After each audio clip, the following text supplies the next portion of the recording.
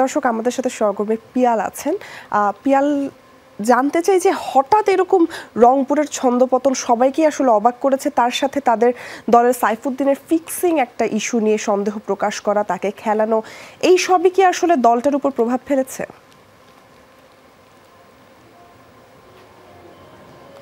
হতে পারে, তবে যে ব্যাপারটা বললেন সাইফুদ্দিনের ব্যাপারটা, আমরা বিভিন্ন গণমাধ্যম থেকে যেটা শুনছিলাম যে তাদের দল থেকে অর্থাৎ রংপুর রাইডার্স দল থেকে সাইফুদ্দিনের ব্যাপারে একটা সন্দেহ প্রকাশ করা হয়েছে। তারা বিসিবিকে বলেছেন যে যেন সাইফুদ্দিনের ব্যাপারে তদন্ত করা হয়, যদিও এই ম্যাচের আগে তাদের টিম ডিরেক্টর এই ব্যাপারটাকে উড়িয়ে দিয়েছিলেন।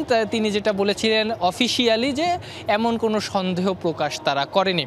তার উপরেও যেহেতু সাইফুদ্দিনের এই বিষয়টা গণমাধ্যমে এসেছে, তার মেন্টাল টাফনেসটা কতখানি ছিল এই ম্যাচের আগে সেটা একটা বড় ব্যাপার।